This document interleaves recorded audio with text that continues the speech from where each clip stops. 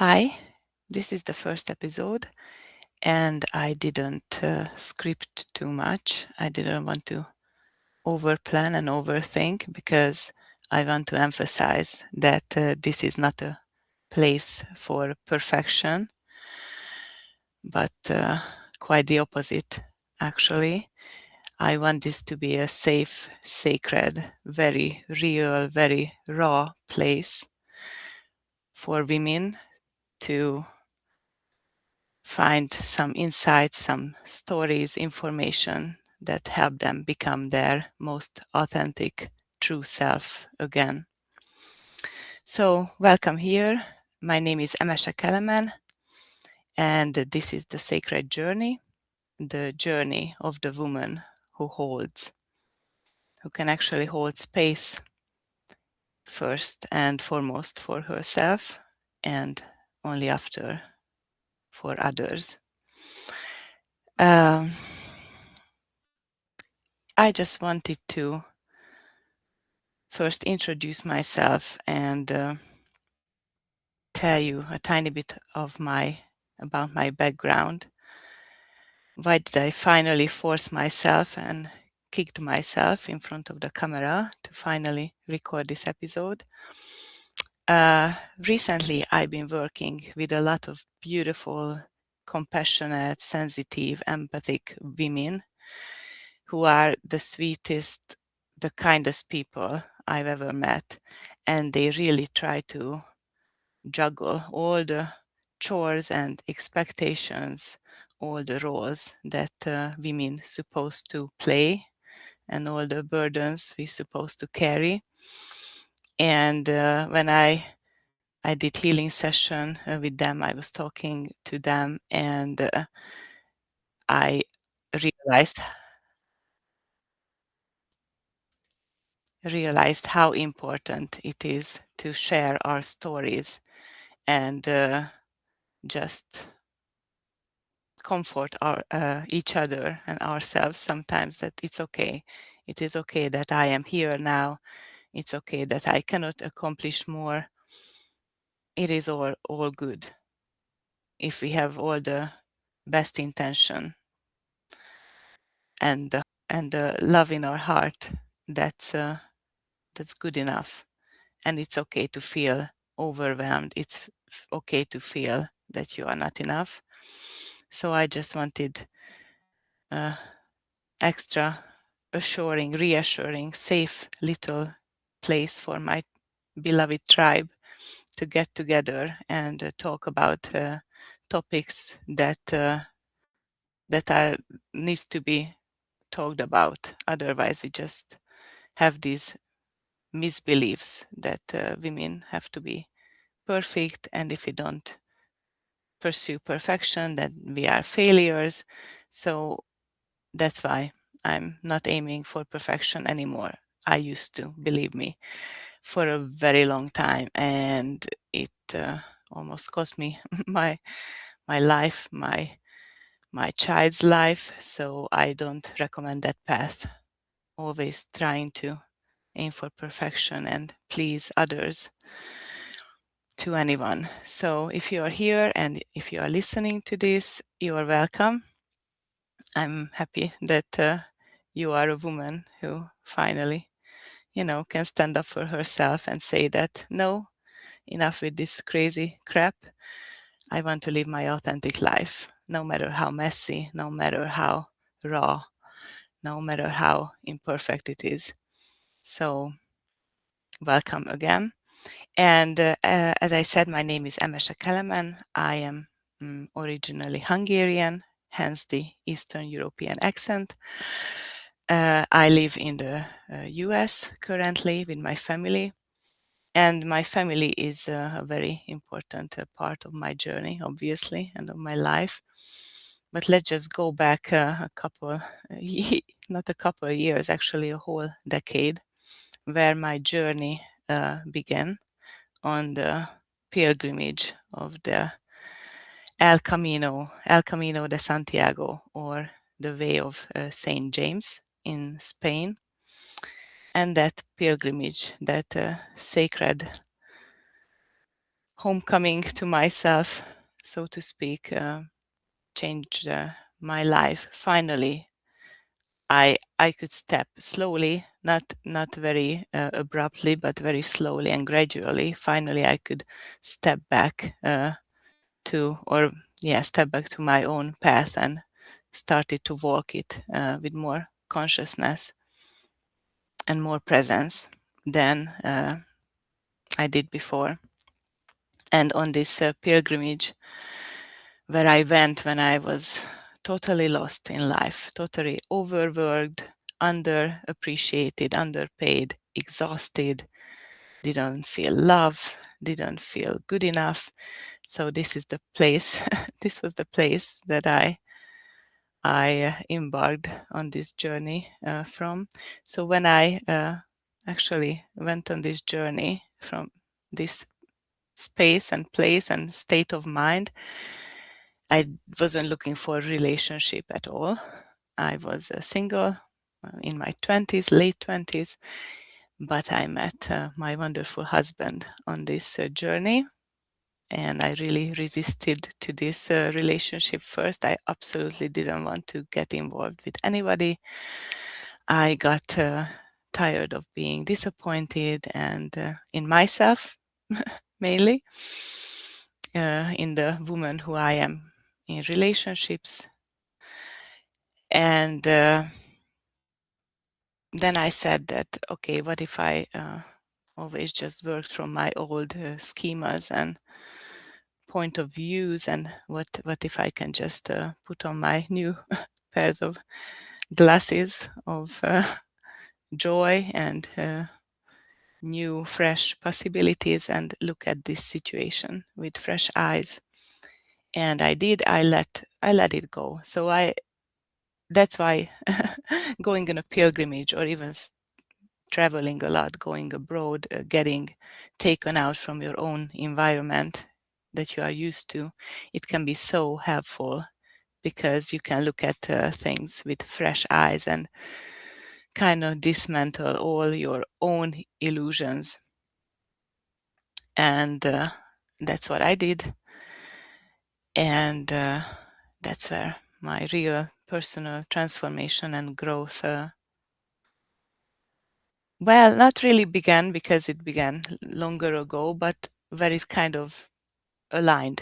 All the aspects of my life just came to a point where there was this alignment and surrender, where I could finally give up control and say that, okay, dear Creator, Universe, God, show me what is possible here.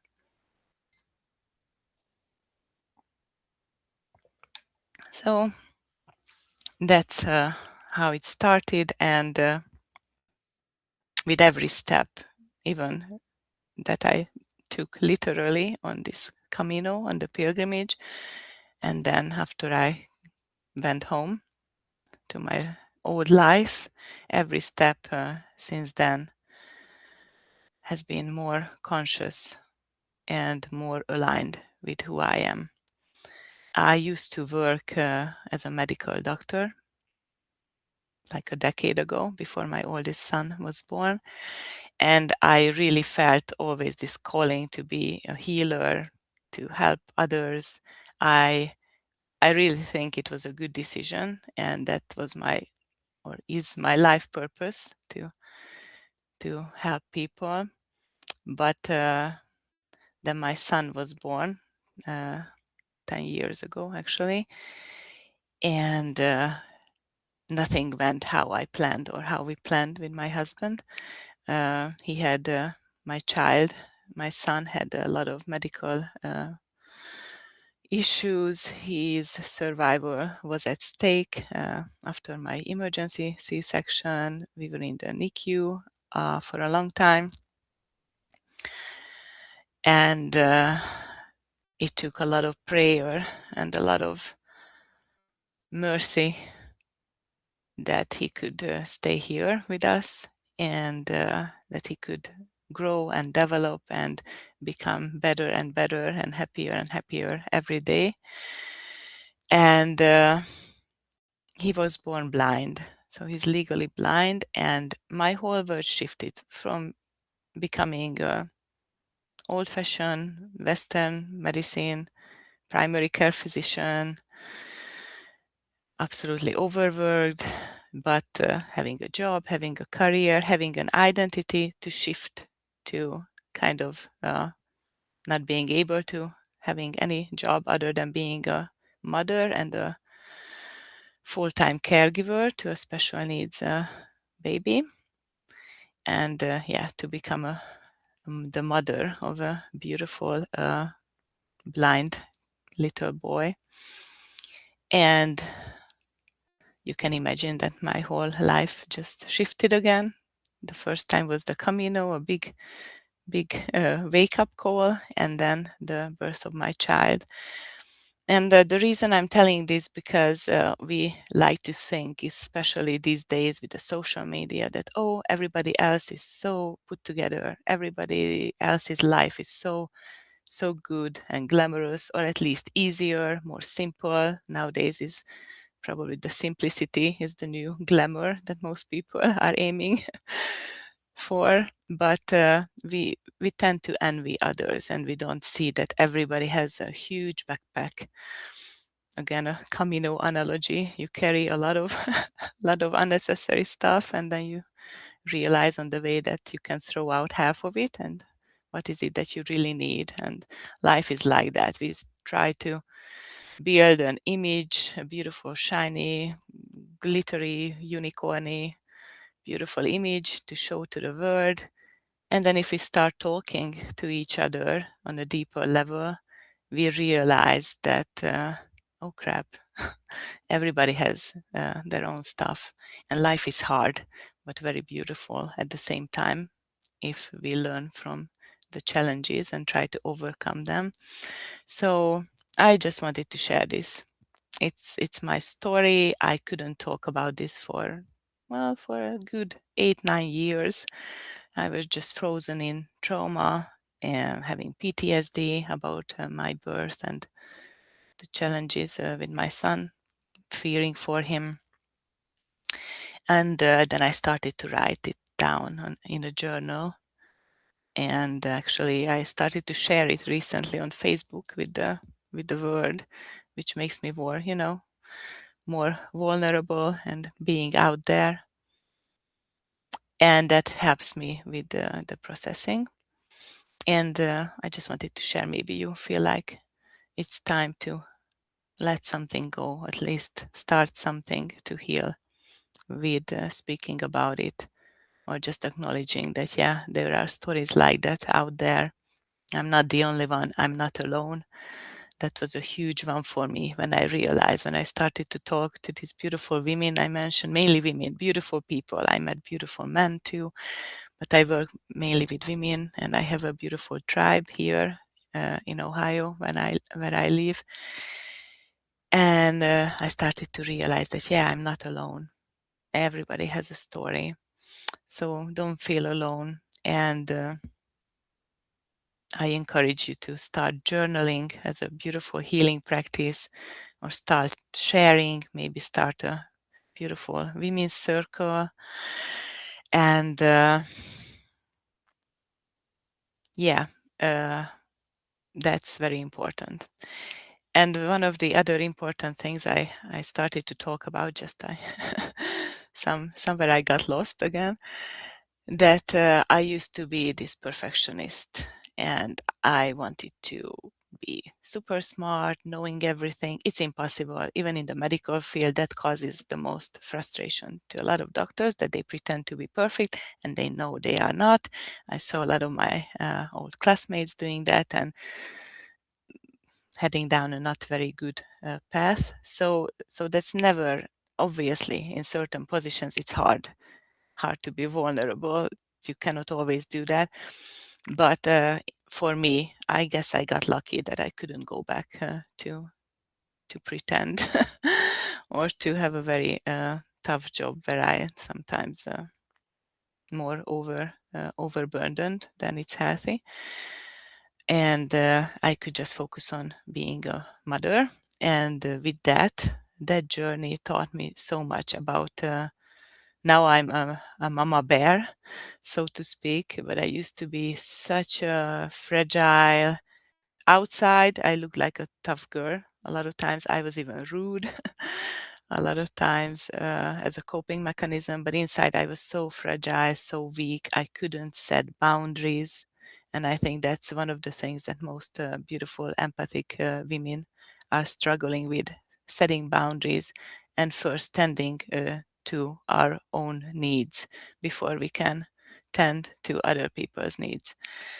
So yeah, that's what happened to me, that I couldn't advocate for myself. I couldn't stand up for myself, but I could surely stand up for my son. I had to learn it the hard way. So that's what I feel now, and that's what I really believe, that if you start to stand up for yourself, finally ask yourself what is that you need, not the other people, not the environment around you, but what is it that you need, and try to give that to your body, to your soul, to your brain, even if it's rest, the good food, the healthy choices, even just a 5-minute break, time to reflect. Then we can, if we can do that, we can become stronger, and we can be there for others too, because that's another thing I sometimes see in women, that they are soft, too soft sometimes, too fragile, and with that they cannot set their own boundaries, cannot respect themselves very good, and so they cannot really respect others. So with a lot of coping mechanisms,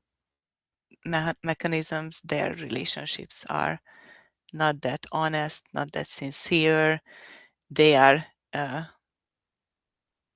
getting rid of that anger inside, that frustration with the wrong people, and they cannot set boundaries with those who actually need to learn to back off, and they are setting too harsh boundaries with those who actually don't even mean any harm. So there's a confusion here. That's why I believe that first, women, we have to be safe in our lives, in our physical space. And when a woman is safe, I believe the whole world becomes safe, a safe place to hold children, to hold our husbands, our partners, even our other relations and friends. So that's why I wanted to finally start this and share. And I really would appreciate you also sharing, and maybe leaving in the comment what was it for you, what was the biggest thing that you struggled with and you were completely blind to, you didn't even know it was a problem, and once you looked at it you could shift it, and now your life is way better since. So I am planning on bringing topics like this here, absolutely raw, with my accent, minimally cut, mostly authentic and safe. So you can feel that, yeah, we are not perfect, but we are absolutely okay, and we are lovable. And yeah, I'm very curious about your feedback, your path, and please take care of yourself and be safe. Because again, because when a woman is safe, the whole world becomes safe. Thank you for being here, and I hope to see you soon. Bye.